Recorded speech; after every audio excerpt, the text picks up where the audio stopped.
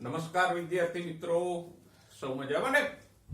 જો આપણે આપણું 7મું ચેપ્ટર ઉદ્વિકાસ પૂરું કરી ગયા. હવે આજે એના સંબંધિત નીટના મુદ્દાઓની ચર્ચા કરી લઈએ કે જે નીટની દ્રષ્ટિએ આપણા માટે મહત્વના હોય.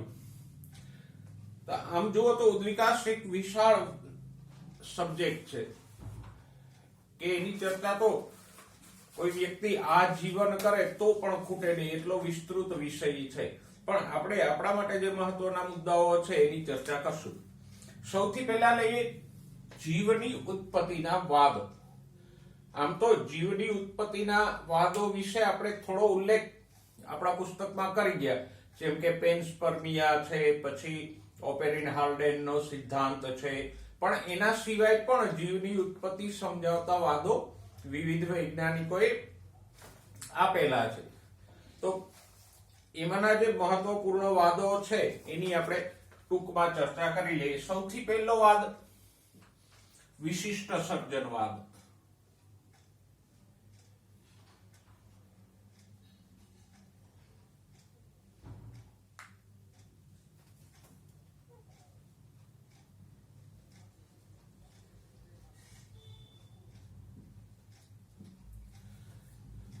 વિશિષ્ટ સર્જનવાદ કોણે આપ્યો? તો કે પાદરી સુઆરેઝ.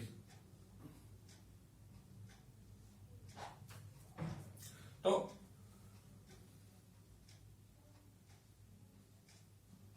અને સ્વાભાવિક છે કે પાદરીએ આપેલો છે તો પછી એ બાઇબલ આધારિત વાદ છે. અને આ વાદ એવું દર્શાવે છે કે ઈશ્વરીય શક્તિ એટલે કે ઈશ્વરે આ સમગ્ર સૃષ્ટિનું સર્જન કરેલું છે, અને એ પણ 6 દિવસમાં.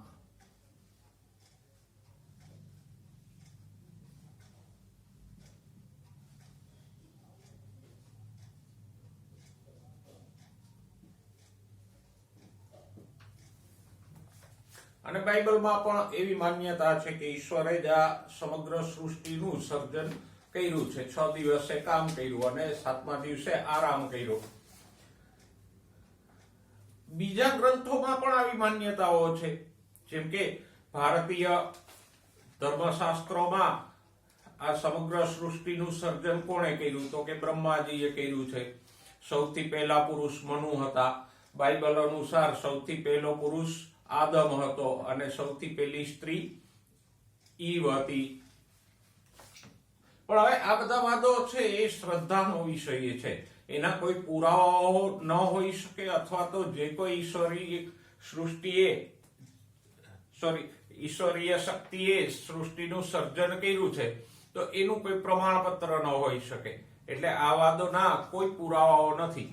અધરવાઇઝ દુનિયાના બધા જ ધર્મ ગ્રંથોમાં આવી રીતે સૃષ્ટિના સર્જનના ઉલ્લેખો છે જ, પણ આ બધા વિશિષ્ટ સર્જનના વાદો છે એના કોઈ પુરાવાઓ નથી.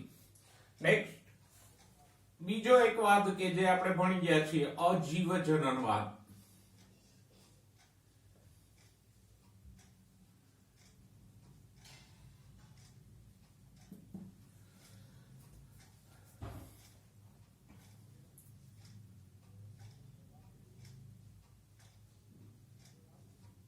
હેલ્મોન્ટ અને બીજા ગ્રીક તત્વચિંતકો છે એ એવું માનતા કે માટી, કાદવ, માંસ જેવા અજીવ પદાર્થોમાંથી સજીવ ઉત્પન્ન થાય છે. જેમ કે નાઇલ નદીના કાદવમાંથી દેડકા, કાચબા, મગર વગેરે ઉત્પન્ન થાય છે.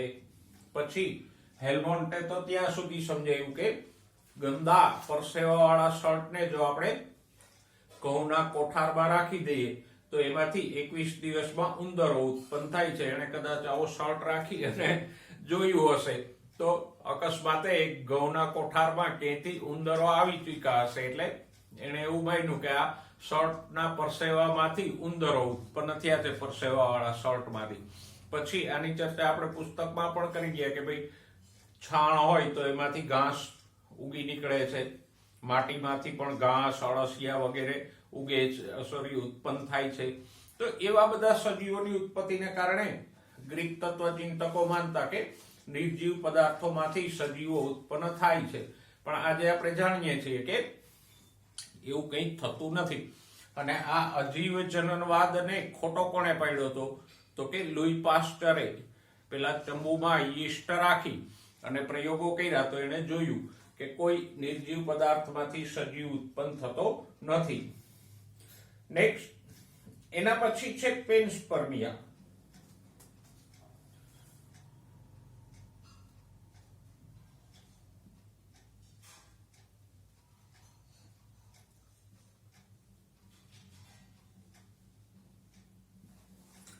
કે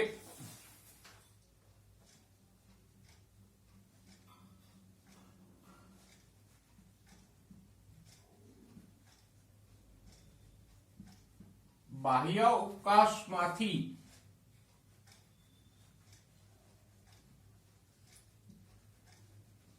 જીવન પૃથ્વી પર આવેલ છે. એ માન્યતાને શું કહેવાય? પેન્સપર્મિયા. અને આજે પણ ઘણા બધા વૈજ્ઞાનિકો આ પેન્સપર્મિયાની તરફેણ કરે છે. કારણ તો કે બાહ્ય અવકાશમાં સજીવો છે એના કોઈ પુરાવાઓ આપણને નથી મળ્યા, પણ ઘણા બધા ધૂમકેતુઓ અને સૌરમંડળની બહારના પદાર્થો છે એની ઉપરથી આપણને પુષ્કળ પ્રમાણમાં કાર્બનિક દ્રવ્યો મળી આવ્યા છે. પણ હવે જો પેન્સપર્મિયા સાચું હોય તો આપણને એ સવાલનો જવાબ તો નથી મળતો કે જીવની ઉત્પત્તિ કેવી રીતે થઈ છે. ઓકે, ચાલો સ્વીકારી લ્યો કે ભાઈ જીવ છે કોઈ બાહ્ય અવકાશમાંથી એક કોષીય સજીવો કે સજીવોના સ્પોર એટલે બીજાણુઓ અહીંયા આવ્યા અને પછી વિકાસ પામ્યા, એમાંથી ઉદ્વિકાસ થઈને આજના સજીવો બન્યા.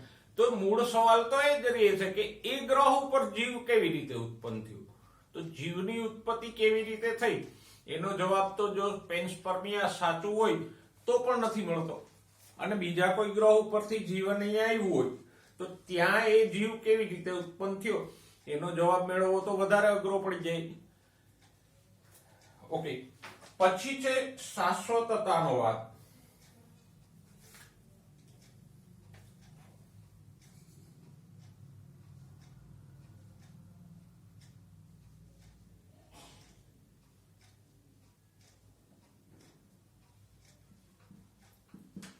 સ્ટેડી સ્ટેટસ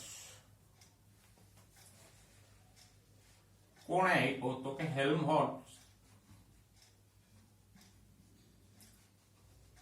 આ વાદના સમર્થક હતા. શાશ્વત હોવું એટલે જેની કોઈ શરૂઆત કે અંત ના હોય એ શાશ્વત ગણાય.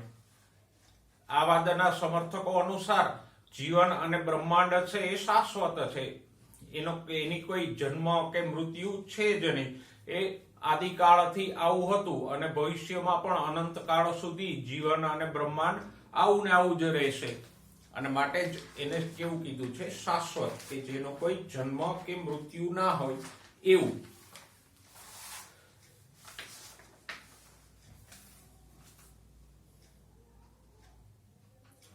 પછી એક વાદ છે આપત્તિવાદ.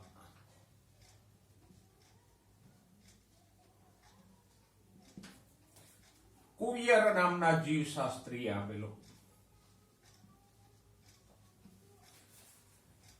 એના મત અનુસાર પૃથ્વી ઉપર વારંવાર કુદરતી આપત્તિઓ આવેલી અને એને કારણે જીવ ઉત્પન્ન થયો અને વિકાસ પામ્યો. હા, કુવિયરની એ ધારણા આજે સાચી ઠરે છે. પૃથ્વી ઉપર લગભગ 5 વખત મહાપ્રલય કહી શકાય એવી ઘટનાઓ બની અને જેમાં 80% જેટલી જાતિઓ લુપ્ત થઈ ગઈ અને એને કારણે જીવનના સ્વરૂપમાં ફેરફારો થયા. જેમ કે છેલ્લે આવી ઘટના બની હતી જ્યારે ડાયનોસોર નાશ પામ્યા ત્યારે, અને ડાયનોસોરની સાથે ઘણી બધી વનસ્પતિ અને પ્રાણી જાતિઓ નાશ પામી ગઈ હતી. આ ડાયનોસોર જેવા વિશાળ સરીસૃપો નાશ પામ્યા તો ત્યારે જે નાના કદના છછુંદર જેવા સસ્તનો અસ્તિત્વ ધરાવતા હતા એનો વિકાસ શક્ય બન્યો, કારણ કે મોટા અને પ્રભાવી ડાયનોસોર નાશ પામી ગયા તો સસ્તનોને વિકાસ માટે સ્ત્રોતો ઉપલબ્ધ થયા. તો આમ સરીસૃપોના સામ્રાજ્યમાંથી એક આપત્તિને કારણે સસ્તનોનું સામ્રાજ્ય શરૂ થયું. એમ આપત્તિઓથી જીવનનું સ્વરૂપ બદલાણું છે એ સાચું, પણ કુયરની માન્યતા અનુસાર આવી આપત્તિઓથી જીવ ઉત્પન્ન થયો છે એ વાત સાચી ગણી શકાતી નથી. અને બીજો વાદ છે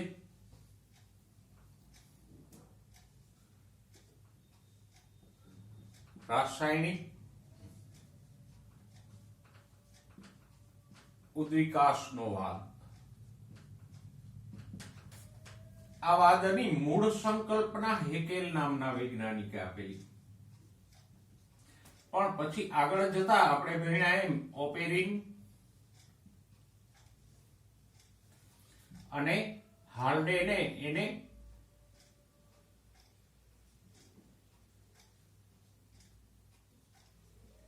વિસ્તૃત રીતે સમજાયું. કેવી રીતે સમજાયું? તો કે પૃથ્વી ઉપર સૌથી પહેલા કાર્બન, હાઇડ્રોજન, ઓક્સિજન અને નાઇટ્રોજન જેવા તત્વો હતા.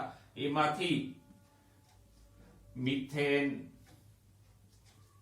એમોનિયા, CO2 અને પાણી જેવા સરળ સંયોજનો ઉત્પન્ન થયા.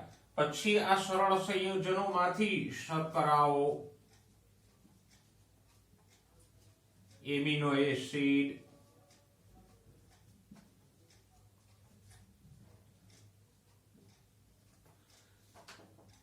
નાઇટ્રોજન બેઝ, પછી અમુક ફેટી એસિડ,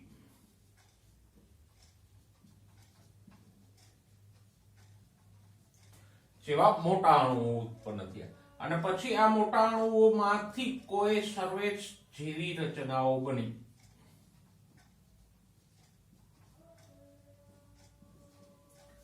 અને આ કોઈ સર્વેક્ષમાંથી આગળ જતા કોષો બન્યા.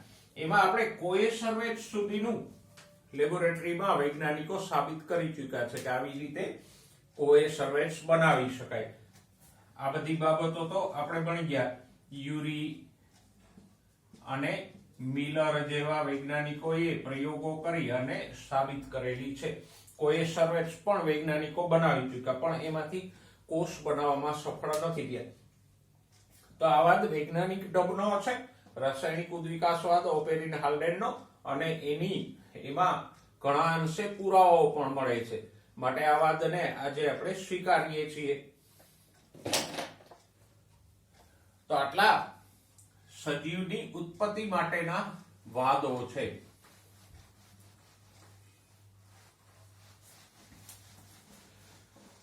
હવે જે કોઈ સર્વેક્ષની વાત કરી એની ચર્ચા કરીએ કે આ કોઈ સર્વેક્ષ શું છે અને કેવા છે.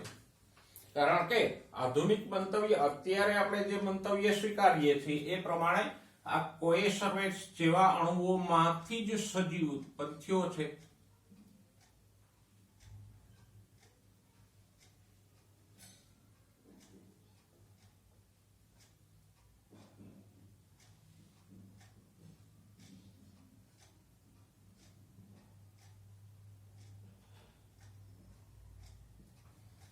ઓકે, તો આ કોઈ સર્વેક્ષ આમ જુઓ તો પાણીમાં રહેલા એક બિંદુ સ્વરૂપના અણુઓ હતા.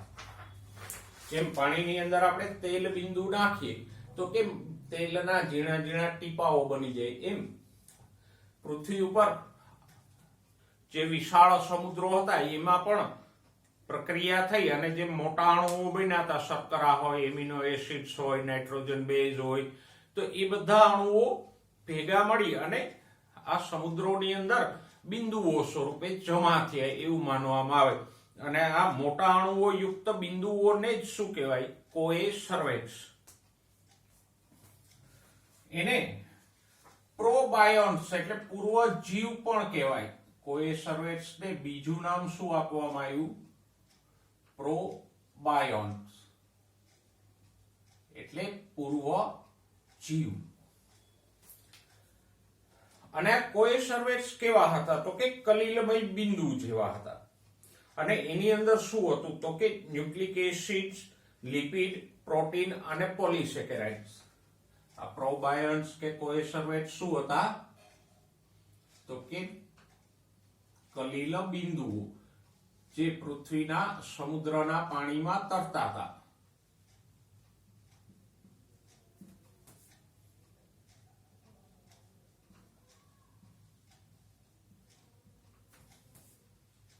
પ્રોટીન, લિપિડ, કાર્બોદિત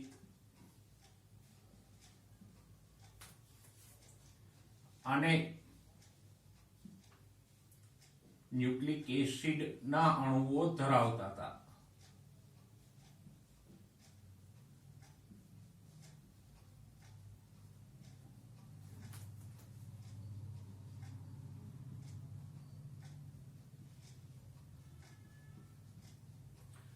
તો આજના સજીવ કોષમાં પણ આ બધા અણુઓ જ મુખ્ય છે. પ્રોટીન, કાર્બોદિત, લિપિડ, ન્યુક્લિક એસિડ એ બધા.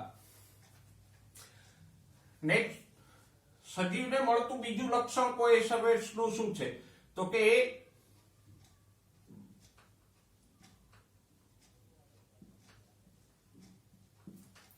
પોતાના જેવા અણુઓને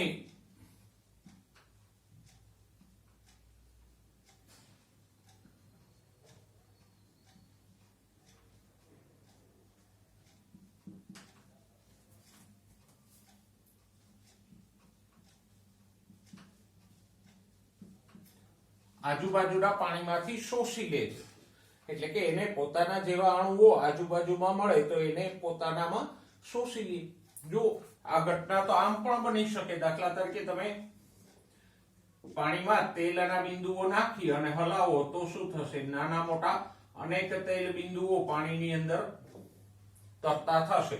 અને જેવું એક નાનું બિંદુ મોટાના સંપર્કમાં આવશે એટલે શું થશે?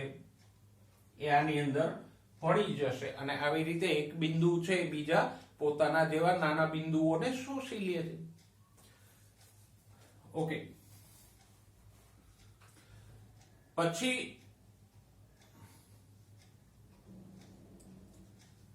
પાણીથી અલિપ્ત રહેતા હતા. એટલે કે એમાં મિશ્ર નહોતા થતા. જો આ કોષનું એક મહત્વનું લક્ષણ છે કે કોઈ પણ કોષ હોય, પછી મનુષ્યનો હોય કે બીજા કોઈ સજીવનો, એ પાણીથી અલિપ્ત રહે છે, પાણીમાં ભળી નથી જતો. કારણ કે એની ફરતે કોષરસ પટલ હોય અને કોષરસ પટલ પસંદગીમાન પ્રવેશશીલ પટલ છે. એટલે કોઈ પણ કોષને તમે પાણીમાં નાખશો તો એ પાણીમાં ઓગળી નહીં જાય કે દ્રાવ્ય નહીં થાય. આ પણ પર્યાવરણથી અલિપ્ત રહેવાનું લક્ષણ પણ કોષનું એક મહત્વનું લક્ષણ છે. તો એ પણ કોએસર્વેટ્સ ધરાવતા હતા. પછી ઘણી રાસાયણિક પ્રક્રિયાઓ પણ કરતા હતા.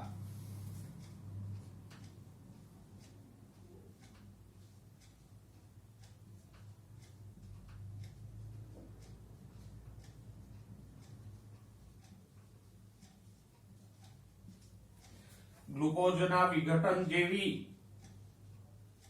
રાસાયણિક પ્રક્રિયાઓ એની અંદર થતી હતી.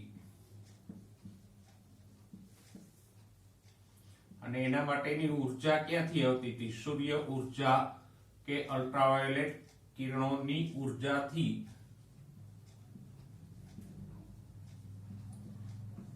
કરતા હતા. અને પોતાની આજુબાજુના અણુઓને શોષી અને મોટું કદ થાય પછી એ મોટા કદના કોએસર્વેટ્સનું વિભાજન પણ થતું હતું. આમ કે એક મોટું કોએસર્વેટ્સ છે તો ધીમે ધીમે ધીમે ધીમે એમાંથી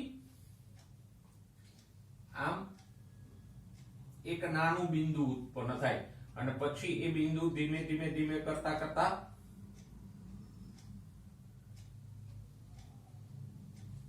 મૂળ રચનાથી અલગ પડી જાય.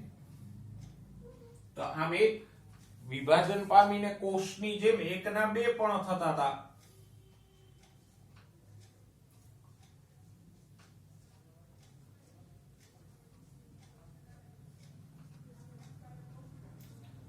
તો આમ કોએસરવેટ્સમાં આ બધી લાક્ષણિકતાઓ હતી કે જે એક કોષમાં હોવી જોઈએ, પણ છતાંય આપણે એને સંપૂર્ણ કોષ નથી કહેતા. કોષ એટલા માટે નથી ગણતા કે કોષની બે અગત્યની લાક્ષણિકતાઓ એમાં નહોતી. કઈ નહોતી? તો કે એક તો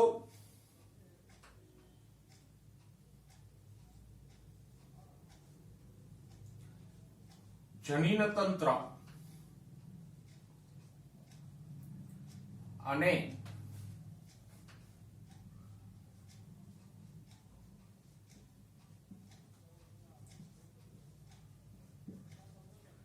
લક્ષણોની માહિતી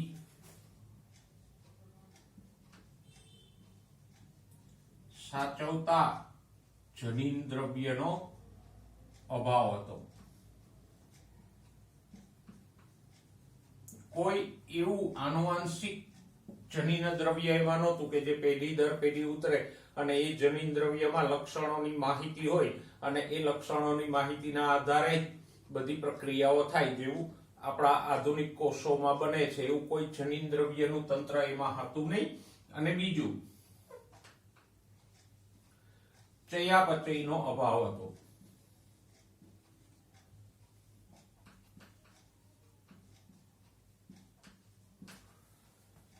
તો આ બે કારણોસર આપણે એને સંપૂર્ણ કોષ ન ગણી શકીએ. ભલે કોએસરવેટ્સ કે પ્રોબાયોન્ટ્સના આ બધા લક્ષણો સજીવને મળતા હતા, પણ આ બે બાબતો કે જે કોષના અગત્યના લક્ષણો છે એનો કોએસરવેટ્સમાં અભાવ હતો. એટલે કોએસરવેટ્સને તમે કોષ ન કહી શકો કે સજીવ ન કહી શકો, એને પ્રોબાયોન્ટ્સ એટલે પૂર્વ જીવ કહી શકો, જીવની પહેલાની જીવને મળતી રચના કહી શકો. તો આમ આ કોએસરવેટ્સ ઓપેરિન હાલ્ડેનના સિદ્ધાંતનું એક અગત્યનું પાસું છે. અને વૈજ્ઞાનિકો આ કોએસરવેટ્સ કે પ્રોબાયોન્ટ્સને લેબોરેટરીમાં બનાવી શક્યા છે.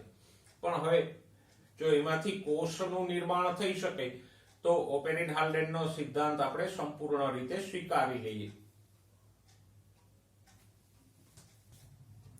હવે જોઈએ જોડતી કડીના પુરાવાઓ. જો આપણે ઉદ્વિકાસના વિવિધ પ્રકારના પુરાવાઓ ભણી ગયા, જેમ કે અશ્મિ વિદ્યાના પુરાવાઓ છે, દેહ ધર્મ વિદ્યાના પુરાવાઓ, અંતઃસ્થ રચના અને બાહ્યાકાર વિદ્યાકીય પુરાવાઓ. એ પુરાવાઓમાં આપણે કાર્ય સદસ અંગો અને રચના સદસ અંગોની વાત કરી ગયા. તો આ પુરાવાઓમાં અમુક અગત્યની બાબતો છે, એને જરા જોઈ લઈએ. જો અહીંયા અલગ અલગ શબ્દો વાપરી શકાય કે જોડતી કડી એટલે શું? આમ તો કે ઘણા એવા સજીવો કે જે બે જુદા જુદા સમુદાયના લક્ષણો ધરાવતા હોય. ફોર એક્ઝામ્પલ, આર્કિયોપ્ટેરિસ નામના અશ્મિની મેં વાત કરી હતી કે એ આર્કિયોપ્ટેરિસ નું જે અશ્મિ મળી એવું એમાં થોડાક પક્ષીઓના લક્ષણો હતા અને થોડાક સરીસૃપો એટલે ડાયનોસોરને મળતા લક્ષણો હતા. તો આવા જ્યારે બે અલગ અલગ સમુદાયના લક્ષણો ધરાવતો કોઈ સજીવ હોય તો એને આપણે શું કહીએ? જોડતી કડી. પણ ક્યારેક શબ્દો ભિન્ન રીતે વપરાય. આવા જોડતી કડી જેવા લુપ્ત થઈ ગયેલા સજીવો હોય તો એને આપણે ખૂટતી કડી કહીએ, કારણ કે આજે એ કડી હાજર નથી એટલે એને આપણે મિસિંગ લિંક કહીશું, ખૂટતી કડી.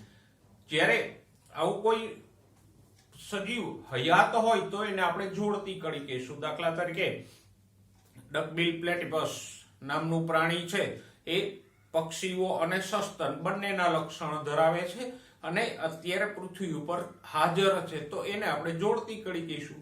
આર્કિયોપ્ટેરિસ હાજર નથી તો એને આપણે ખૂટતી કડી કહીશું. તો જોડતી કડી કયો કે ખૂટતી કડી કયો, અર્થ એક જ થશે. શું?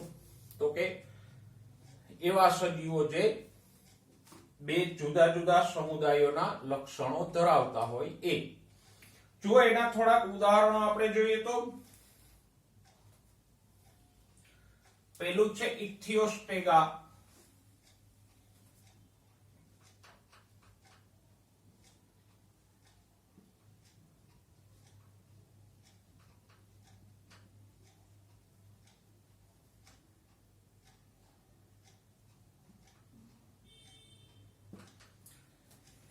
આ સજીવ તો કે આ એક જે ફોસિલ કે અશ્મિ મળી એવું એ ઉભયજીવીઓ અને માછલીઓ વચ્ચેની ખૂટતી કડી છે. મતલબ કે મત્સ્યો અને ઉભયજીવી બંનેના લક્ષણો ધરાવે છે.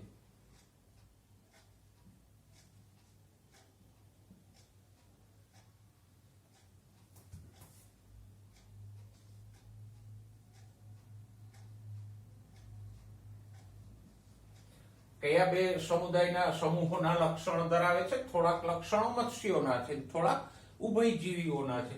અને આવા અશ્મિ ઉપરથી આપણે માની શકીએ કે મત્સ્યોમાંથી ઉભયજીવીઓ આવ્યા છે અને આ અશ્મિભૂત છે.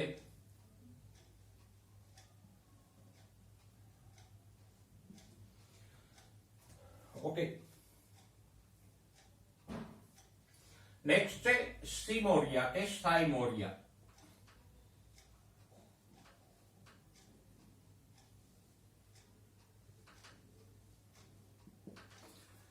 આ જે અશ્મિ મળી એવું એ કોની વચ્ચેની મિસિંગ લિંક છે? તો કે ઉભયજીવીઓ અને સરીસૃપો. એ ઉભયજીવી અને સરીસૃપો બંનેના લક્ષણ ધરાવે છે.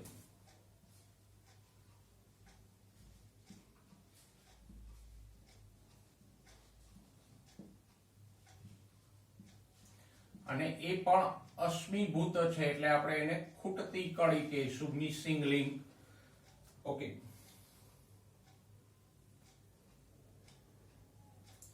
પછી છે લાઇસિનોપ્સ.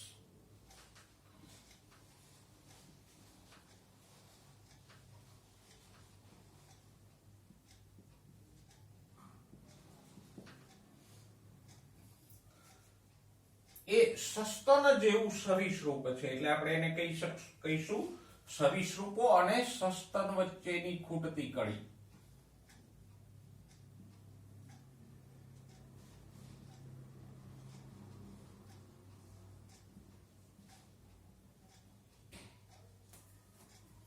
અને એ પણ અશ્મિભૂત છે.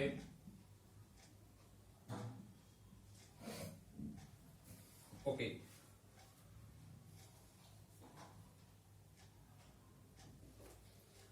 એના પછી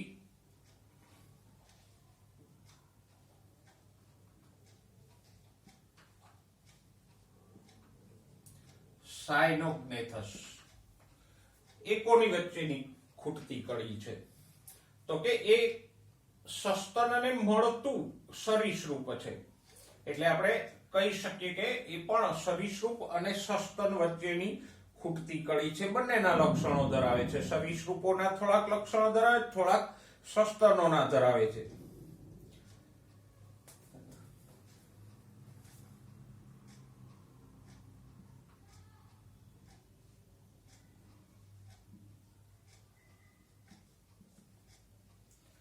ઓકે, એના પછી છે બેસિલોસોરસ.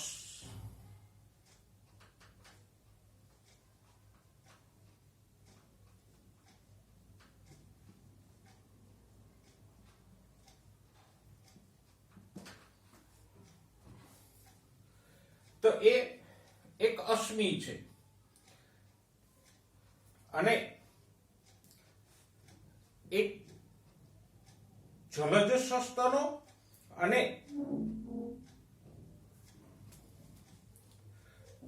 એના ભૂમિજ પૂર્વજો વચ્ચેનો, મીન્સ કે આપણે સ્થલજ સસ્તનો છીએ, જ્યારે વેલ, ડોલ્ફિન એ જલજ સસ્તનો છે.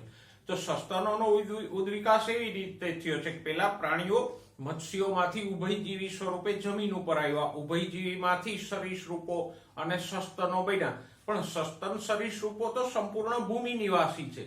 વેલ, ડોલ્ફિન જેવા એ ઊંધી દિશા પકડી કે જમીન ઉપરથી એ પાણીમાં ગયા. તો આમ પેલા જીવ જમીન ઉપર આવ્યો પાણીમાંથી, પછી વેલ, ડોલ્ફિન વગેરે, કાચબો વગેરે સજીવો તો જમીન ઉપરથી એના પૂર્વજો પાણીમાં ગયા છે.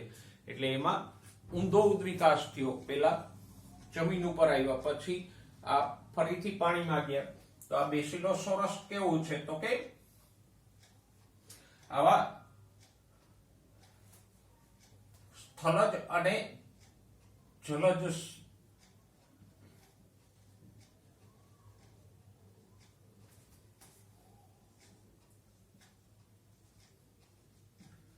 સસ્તનો વચ્ચેની કડી છે. એટલે આપણે કહી શકીએ કે વેલ જેવા જલીય સસ્તનના પૂર્વજો એને ગણી શકાય. પછી ટેરિડોસ્પર્મ એ વનસ્પતિનું ઉદાહરણ છે.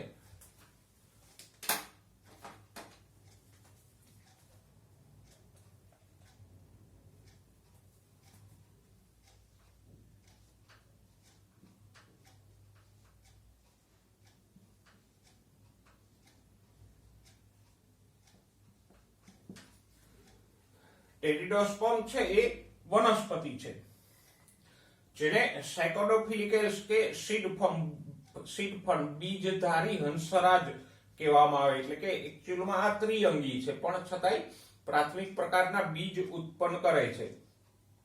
તો એ હંસરાજ એટલે કે ત્રિઅંગી.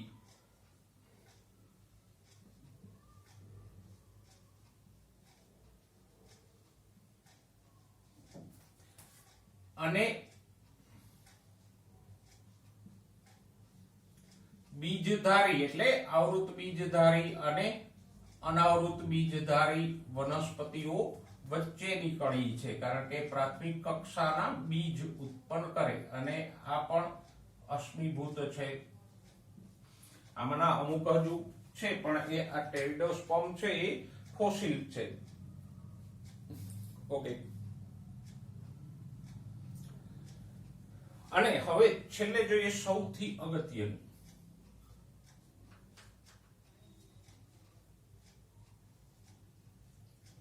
આર્કિયોપ્ટેરિસ. કોની વચ્ચેની ખૂટતી કડી છે? તો કે આર્કિયોપ્ટેરિસ સરીસૃપો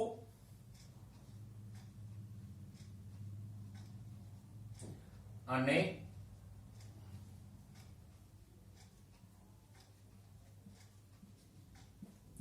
સસ્તનો વચ્ચેની ખૂટતી કડી છે. એટલે કે આ અશ્મિ છે એ સરીસૃપો અને સસ્તનો બંનેના લક્ષણો ધરાવે છે. અને આર્કિયોપ્ટેરિસ છે આવી ખૂટતી કડીઓ રૂપ જે કઈ અશ્મિઓ આપણને મળ્યા છે એમાં સૌથી ચર્ચિત અશ્મિ હોય તો એ આ આર્કિયોપ્ટેરિસનું છે. ઓકે, જો થોડાક આર્કિયોપ્ટેરિસના લક્ષણોની વાત કરી લઈએ તો આર્કિયોપ્ટેરિસમાં સરીસૃપને મળતા લક્ષણો કયા છે? તો કે નંબર 1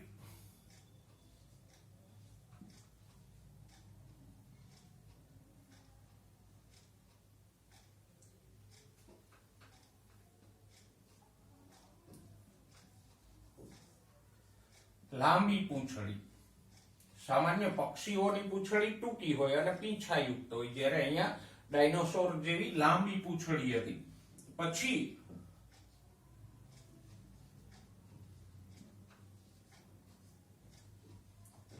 અસ્થિઓ છિદ્રિષ્ટ નહોતા. પક્ષીના અસ્થિઓ કેવા હતા? તો કે છિદ્રો વાળા હોય, જેને કારણે વજન ઘટે અને અસ્થિઓનું વજન ઘટે તો ઉડવામાં સહેલું પડે. નેક્સ્ટ તો કે જડબામાં દાંતની હાજરી.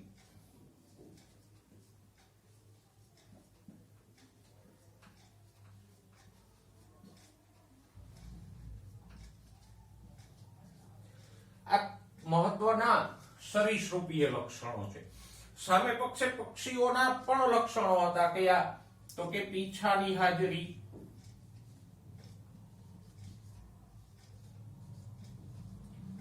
એના પછી તો કે જડબાનું ચાંચમાં રૂપાંતરણ. પક્ષીઓમાં ચાંચ હોય પણ દાંત ન હોય.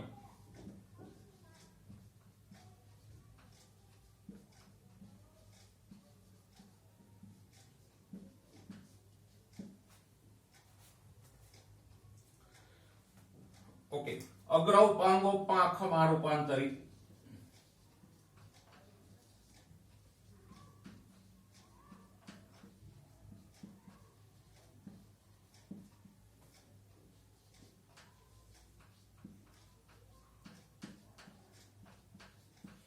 તો અહીંયા તમે જોઈ શકો છો કે આ આર્કિયોપ્ટેરિસ બંનેના લક્ષણો ધરાવે છે. કોના બંનેના? તો કે એમાં થોડાક લક્ષણો સરીસૃપના છે અને થોડાક સસ્તનો નહીં હો, પક્ષીઓના છે, વિહંગના. તો એ સરીસૃપો અને પક્ષીઓ વચ્ચેની જોડતી કડી છે. આ લક્ષણો સરીસૃપોના છે અને આ લક્ષણો જે લેખા છે એ પક્ષીઓના છે.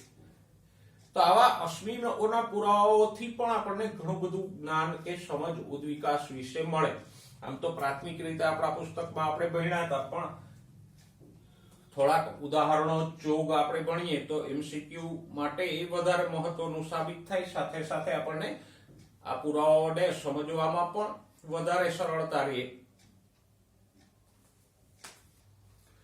જેમ આપણે આવા અશ્મિભૂત સજીવોના ખૂટતી કડીઓના પુરાવા જોયા, એમ હવે થોડાક જીવંત સજીવોને પણ જોઈ લે કે જે હાલમાં અસ્તિત્વ ધરાવે છે અને છતાંય બે જુદા જુદા સમૂહોના લક્ષણો ધરાવતા હોય.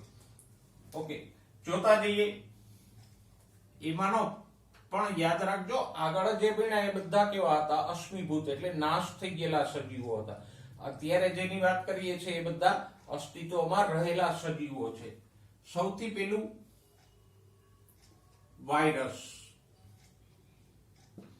ભલે વાયરસને કોઈ પ્રાચીન અણુ નથી માનવામાં આવતો, પણ છતાંય એ સજીવ અને નિર્જીવ બંનેના લક્ષણો ધરાવે છે. એટલે ઘણા વૈજ્ઞાનિકો એને સજીવ અને નિર્જીવને જોડતી કડી માને છે. એના અમુક લક્ષણો સજીવને મળતા છે, જેમ કે સંયમજનનથી પોતાના જેવો નવો વાયરસ ઉત્પન્ન કરે છે, પણ સામે પક્ષે ચયાપચયની કોઈ ક્રિયા દર્શાવતા નથી. તો એ સજીવ અને નિર્જીવને જોડતી કડી છે. એના પછીનું એક કોષીય સજીવ આપણે ભણી ગયા, વિટેકર અંકલ વાળું, યુગ્લિના.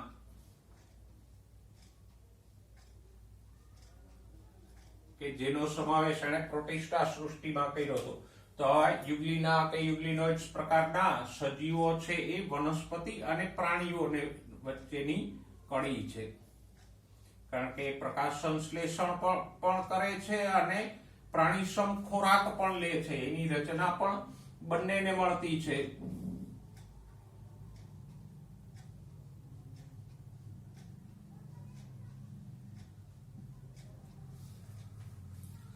ઓકે, નેક્સ્ટ બીજું છે પ્રોટેરોસ્પોન્જિયા. એ પ્રજીવ અને સછિદ્રા વચ્ચેની ખૂટતી કડી છે, જોડતી કડી છે. સોરી,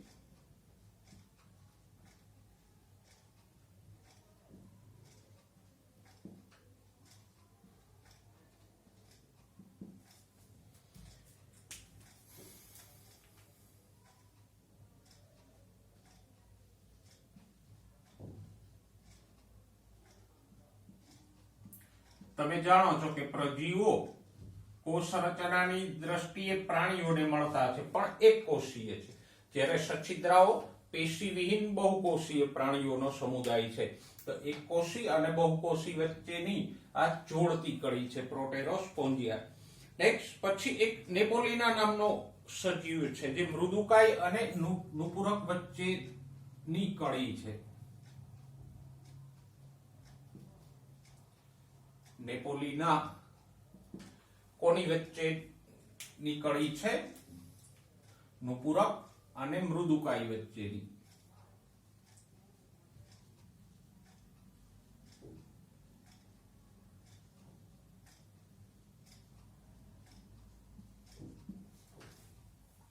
બરાબર. પછી એક છે પેરિપેટસ.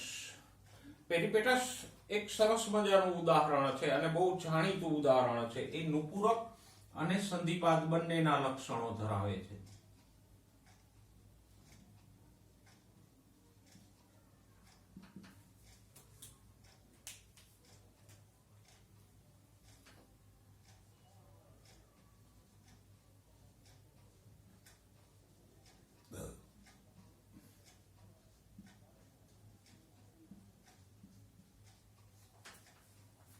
ઓકે, નેક્સ્ટ આર્કિયોપ્ટેરિસ ની તો આપણે વાત કરી ગયા, પણ એ અશ્મિભૂત છે. પછી એક પ્રાણી ભણી ગયા, બાલાનોગ્લોસસ. સામી મેરુદંડી સમુદાયનું.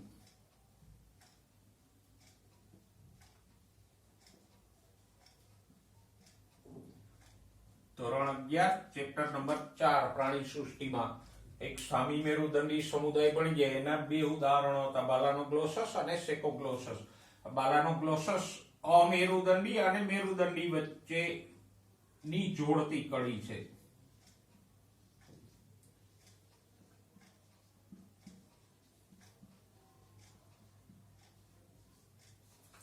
ઓકે, પછી ફુફ્ફુસ મત્સ્ય એટલે કે ફેફસાવાળી મત્સ્યો. ઘણી મત્સ્યો છે, દાખલા તરીકે અમુક કેટફિશ વગેરે ફેફસાઓ ધરાવે.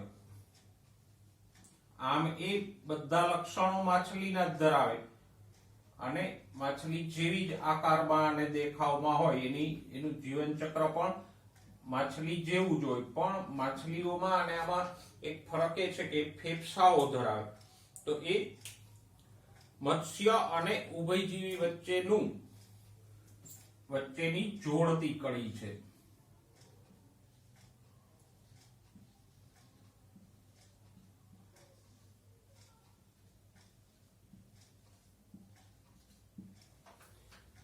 ઓકે, પછી એક છે પ્લેટિપસ, ડક બિલ્ડ પ્લેટિપસ.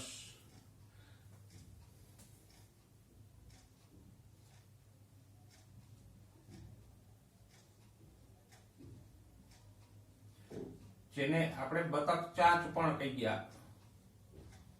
તમે જે 11મા ધોરણમાં સમુદાય સસ્તન ભણ્યા એના ઉદાહરણમાં હતું. અને એ પક્ષીઓ અને સસ્તનો ને જોડતી કડી છે. એક પક્ષીની જેમ ઈંડાઓ મૂકે છે, ચાંચ ધરાવે છે, એના જડબાનું ચાંચમાં રૂપાંતરણ છે. સામે પક્ષે સસ્તનની જેમ જડબામાં દાંત પણ છે, શરીર ઉપર સસ્તનોની જેમ રૂંવાટી છે, પીછા નથી. તો આ પ્લેટિપસ પક્ષીઓ અને સસ્તનોને જોડતી કડી છે.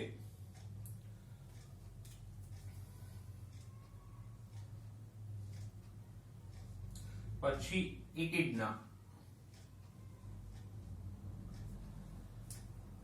એ સરીસૃપ અને સસ્તનને જોડતું પ્રાણી છે.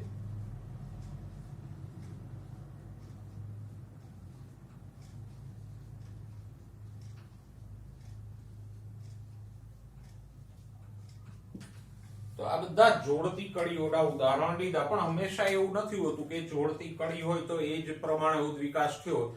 કોઈક વાર અનુકૂલિત પ્રસરણને કારણે કોઈ એક સજીવમાં બીજા સમુદાયના લક્ષણો વિકસી જતા હોય છે.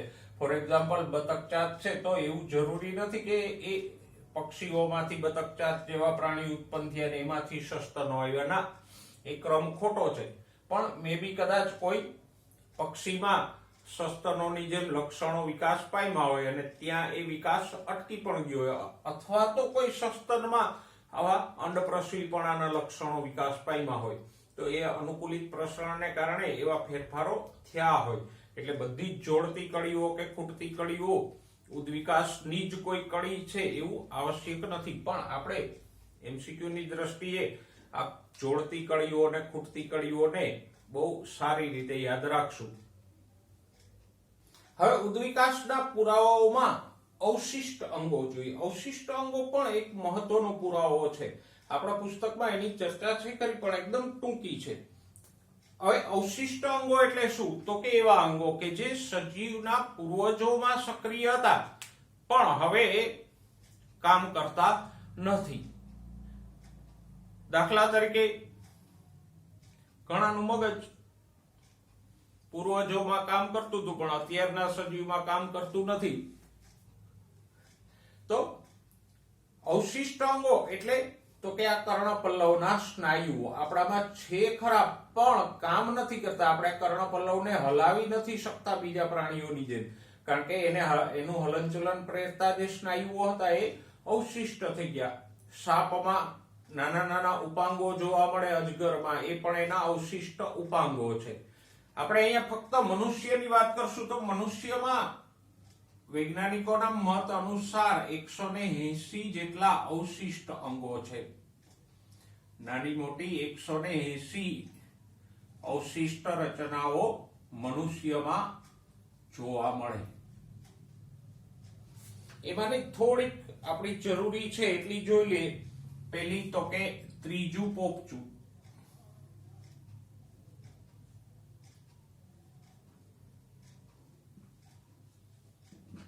આંખના ખૂણામાં આવેલું હોય એકદમ અને પારદર્શક પોપચું હોય. ઘણા જલીય સજીવોમાં આવું ત્રીજું પારદર્શક પોપચું હોય કે જેને આમ બંધ કરી દે તો આંખને રક્ષણ મળે અને પારદર્શક છે એટલે જોઈ પણ શકે. તો આવું જલીય સજીવોનું પારદર્શક પોપચું આપણામાં અવશિષ્ટ સ્વરૂપે એટલે કે નાનકડા ભાગ સ્વરૂપે છે. એ શું દર્શાવે છે? તો કે મનુષ્યના દૂરના પૂર્વજો પણ કોઈ જલજ સજીવો હશે. ઓકે, નેક્સ્ટ કર્ણપલ્લવના સ્નાયુઓ.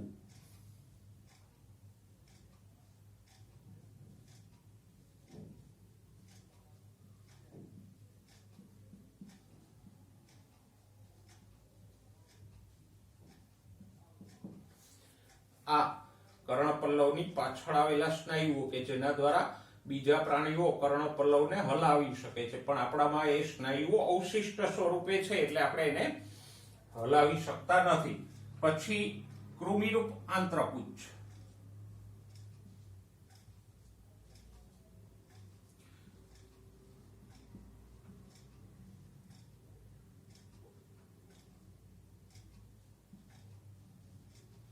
અને અંધાંત્ર. આ બંને રચનાઓ આપણે મનુષ્યના પાચન તંત્રમાં પડી ગયા અને આ બંને રચનાઓ નાના અને મોટા આંતરડાના જોડાણ સ્થાને આવેલી અવશિષ્ટ રચનાઓ છે.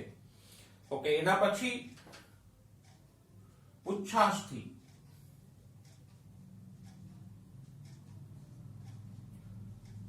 કરોડ સ્તંભ નહીં, છેલ્લી કશેરુકાઓ કે જે પુચ્છાસ્થિ કહેવાય છે, એમાં પણ સૌથી એનો છેડો છે એ આજે પણ પૂંછડીધારી પ્રાણીઓને મળતો છે. તો આ પુચ્છાસ્થિ છે એ પૂંછડીના અસ્તિત્વને દર્શાવે છે. ઓકે, નેક્સ્ટ એના પછી રાક્ષી દાંત.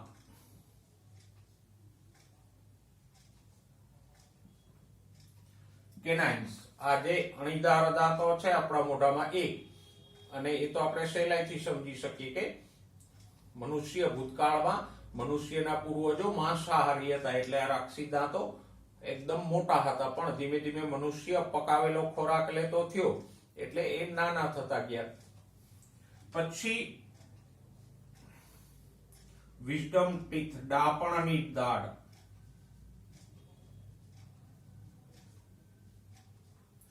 કે જે એકદમ છેલ્લી દાઢ હોય, જેનાથી અત્યારે આપણે ચાવતા નથી. ઘણી વ્યક્તિઓમાં તો એ હોતી નથી, અને હોય તો એ 17-18 વર્ષ પછી આવે, જ્યારે ડાપણ આવે ત્યારે. એટલે જો એનું નામ જ એ છે ડાપણની દાઢ. કારણ તો કે 16-17 વર્ષ પછી મનુષ્યમાં ડાપણ આવતું હોય એવું આપણે માનીએ તો એ સમય આવે છે માટે. પણ એ એક અવશિષ્ટ દાંત છે કે જે ખોરાક ચાવવામાં આપણને ઉપયોગી નથી, પણ મનુષ્ય અને એના પૂર્વજો જ્યારે મોટા જડબાઓ ધરાવતા અને કાચું માંસ ખાતા તો એ દાઢો, વધારાની દાઢો ખોરાક ચાવવામાં ઉપયોગી થતી. ઓકે, પછી ઉદરના ખંડીય સ્નાયુઓ.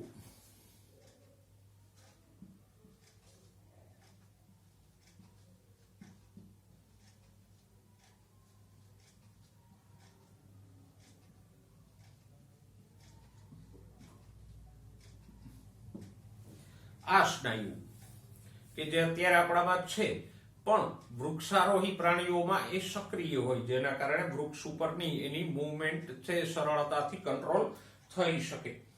નેક્સ્ટ શરીર ઉપરની રૂંવાટી.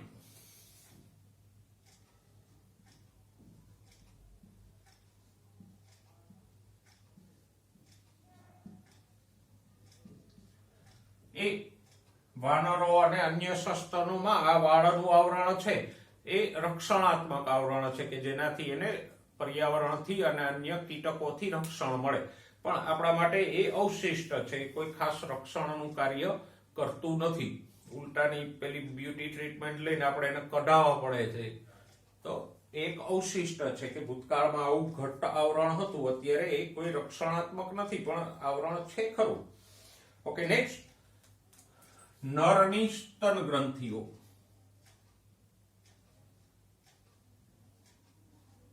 એ પણ અવશિષ્ટ છે.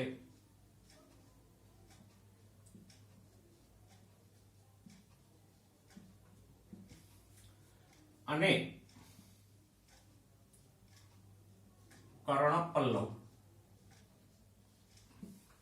કર્ણપલ્લવ છે બીજા પ્રાણીઓમાં મોટો એટલા માટે જોવા મળે કે મોટો અને હલતો ચલતો હોય તો પ્રાણી ચારે બાજુથી કોઈ શિકારીનો કે એનો અવાજ પકડી શકે, પારખી શકે.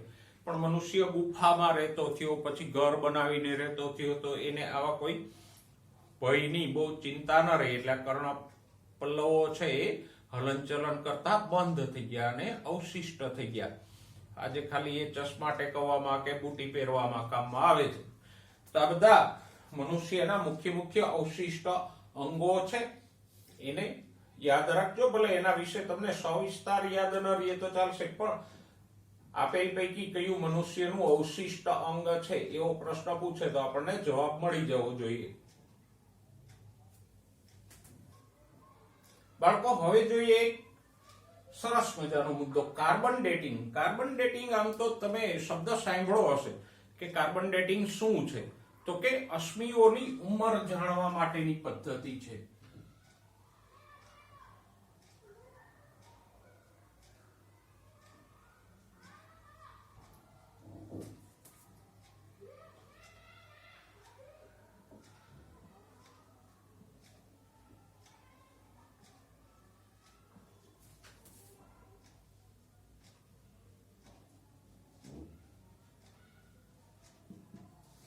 એના દ્વારા આપણે કોઈ અશ્મિઓ મળ્યા હોય તો એની ઉંમર જાણી શકીએ. હવે આ કાર્બન ડેટિંગ થી કોઈ પ્રાચીન વસ્તુઓ હોય તો એની ઉંમર પણ જાણી શકાય. જો એ સજીવના અવશેષો હોય તો કેવી રીતે જાણી શકાય? અને આ પદ્ધતિ કોણે આપી? તો કે આ પદ્ધતિ વિલાર્ડ લીબીએ આપેલી.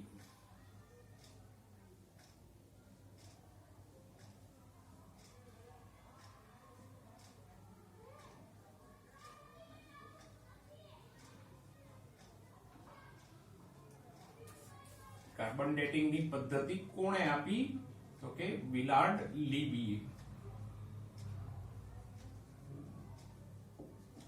ઓકે,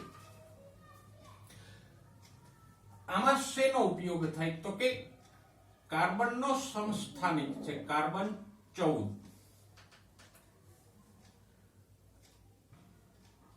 અને આ કાર્બનનો સમસ્થાનિક છે એ રેડિયો એક્ટિવ છે, પણ હાનિકારક નથી.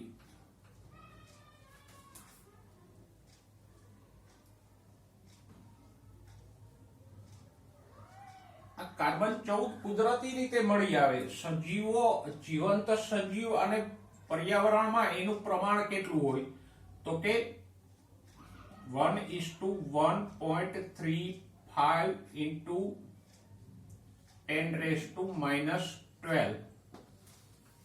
એટલે કે એક નોર્મલ કાર્બનનો અણુ હોય, પરમાણુ હોય, તો એની સામે કાર્બન 14 નું પ્રમાણ કેટલું હોય? અથવા તો આને આપણે ઊંધું લખી શકીએ કે નોર્મલ કાર્બન કેટલો હોય? તો કે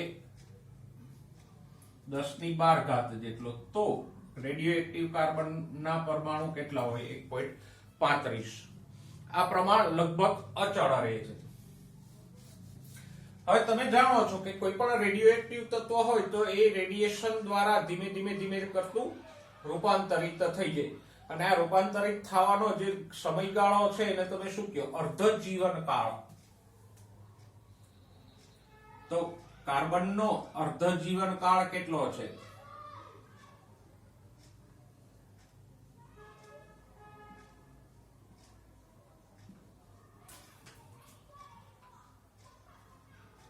આશરે 5730 વર્ષ. રાઉન્ડ ફિગરમાં લઈએ તો 5700 વર્ષ કાર્બનનો અર્ધ જીવન કાળ છે. એટલે કે સજીવમાં જે કોઈ રેડિયો એક્ટિવ કાર્બન હોય કાર્બન 14 એ 5730 વર્ષમાં એમાંનો અડધો કાર્બન નાઇટ્રોજનમાં રૂપાંતરિત થઈ જશે. તો આ પ્રમાણ આપણે જાણીએ છીએ જીવંત સજીવમાં કેટલું પ્રમાણ હોય, આટલું. તો કોઈ ફોસિલ આપણને મળી આવે એમાં આપણે જો આ રેડિયોએક્ટિવ કાર્બનનું પ્રમાણ આપણે જાણી શકીએ, આ રેશિયો જાણી લઈએ તો ખબર પડી જાય ને. 5700 વર્ષ જૂનું અશ્મિ હશે તો આ પ્રમાણ 1.35 છે એના કરતા અડધું મળશે. બીજા 5700 વર્ષ પછી એનું અડધું મળશે. તો આમ અર્ધજીવન કાળના આધારે આપણે રેડિયોએક્ટિવ કાર્બનનું પ્રમાણ શોધી અને અશ્મિની ઉંમર જાણી શકીએ. જુઓ એક ઉદાહરણ આપણે લઈએ તો કે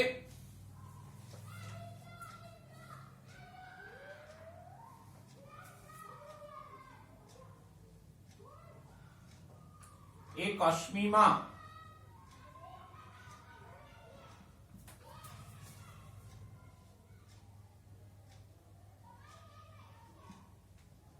કાર્બન 14 નું પ્રમાણ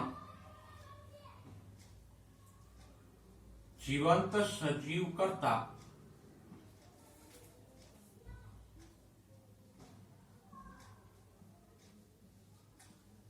10મા ભાગનું એટલે કે 10% છે. તો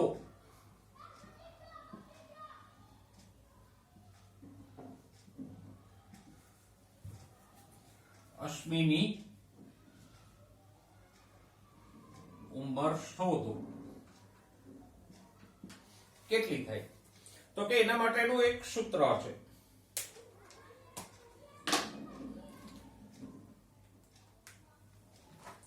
અશ્મિની ઉંમર T બરાબર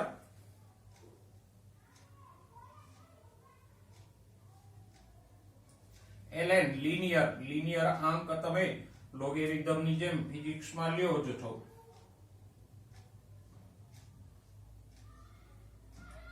nf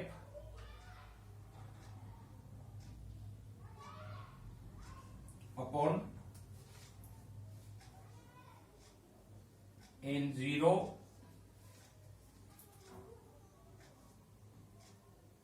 એના છેદમાં એક અચળાંક છે -0.693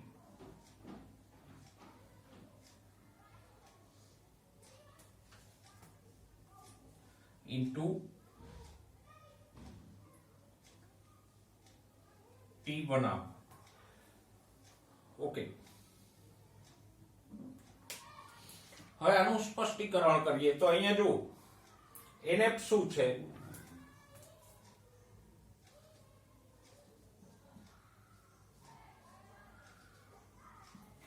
NF એટલે તો કે અશ્મિમાં રહેલ કાર્બન 14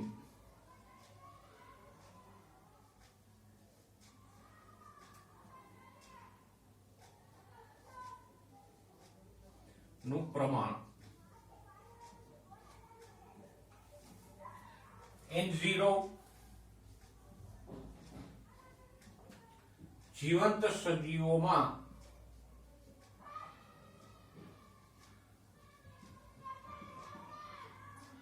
રેડિયોએક્ટિવ કાર્બનનું પ્રમાણ દર્શાવે છે. ઓકે, T1/2 આ શું દર્શાવે છે? કાર્બનનો અર્ધ જીવનકાળ.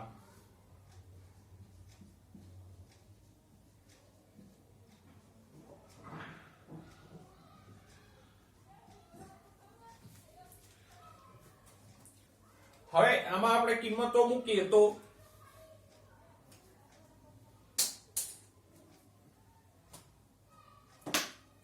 જો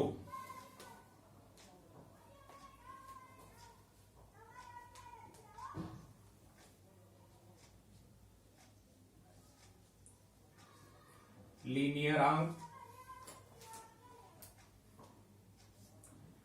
તો કે 0.1 કેવી રીતે આવ્યું તો કે NF અશ્મિમાં રેડિયોએક્ટિવ કાર્બનનું પ્રમાણ કેટલું છે? 10% છે.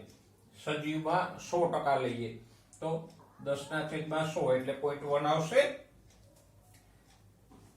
એના છેદમાં -0.693 અને અર્ધ જીવનકાળ કેટલો છે 5730 વર્ષ, પણ આપણે રાઉન્ડ ફિગરમાં સમજવા માટે 5700 લઈએ. ઓકે, આનો જવાબ શું આવશે? હવે આ લિનિયર આંક 0.1 ને તમે સામાન્યમાં ફેરવશો તો જવાબ આવશે 2.303. કેમ આવ્યો એ તમારા ફિઝિક્સના શિક્ષકને પૂછી જોજો. એના છેદમાં -0.693.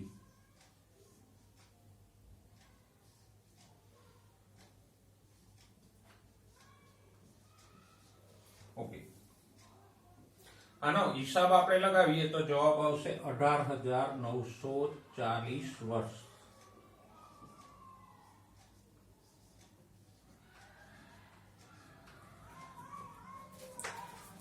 તો આ રીતે આપણે રેડિયોએક્ટિવ કાર્બન ડેટિંગ થી અશ્મિની ઉંમર જાણી શકીએ. બીજા તત્વો યુરેનિયમ વગેરે દ્વારા પણ આવું ડેટિંગ થઈ શકે. ભલે તમારે કઈ ગણતરી કરવાની નથી, પણ આનાથી તમને એક સારી રીતે ખ્યાલ આવે કે કાર્બન ડેટિંગ કેવી રીતે થઈ શકે અને એ શું છે. પણ કાર્બન ડેટિંગની એક મર્યાદા છે કે એ વધીને 50 થી 60,000 વર્ષ જેટલી ઉંમર સુધી જ કામ કરી શકે. કારણ કે 60,000 વર્ષથી જૂના કોઈ અશ્મિઓ હોય તો એમાં રેડિયોએક્ટિવ કાર્બનનું પ્રમાણ અતિશય અલ્પ થઈ ગયું હોય, એટલે પછી આપણે એને ગણવું મુશ્કેલ થઈ જાય. તો આમ કાર્બન ડેટિંગ થી ઉંમર એક્ઝેક્ટ મળી રહે, પણ કેટલી 50 થી 60,000 વર્ષ જેટલા જૂના અશ્મિઓ હોય તો. એનાથી વધારે જૂના અશ્મિઓ હોય, ફોર એક્ઝામ્પલ ડાયનોસોરના અશ્મિઓ છે તો 5 કરોડ વર્ષ કરતાંય વધારે જૂના છે, 6 કરોડ વર્ષ જેટલા. તો પછી પૃથ્વીના પોપડામાં જે સ્તરો છે એના આધારે, કે જે તે સ્તરમાંથી એ મળી આવે એના આધારે આપણે ઉંમર નક્કી કરવાની રહે કે આ ખડકોમાંથી મળ્યા છે તો એટલા વર્ષો જૂના આ અશ્મિઓ હશે. તો આમ કાર્બન ડેટિંગ છે અશ્મિ વિદ્યામાં એક મહત્વની પદ્ધતિ છે અને અશ્મિ વિદ્યા છે એ ઉદ્વિકાસ અને જીવસૃષ્ટિને સમજવા માટેની એક મહત્વની શાખા છે. તો આજે આપણે આપણા સિલેબસને લગતા નીટના ટોપિક્સ ચેપ્ટર નંબર 7 માંથી ચર્ચા. નેક્સ્ટ ટાઈમ નવા મુદ્દાઓ સાથે ફરીવાર મળીશું. ત્યાં સુધી સ્વસ્થ રહો, મસ્ત રહો અને ભણવામાં વ્યસ્ત રહો.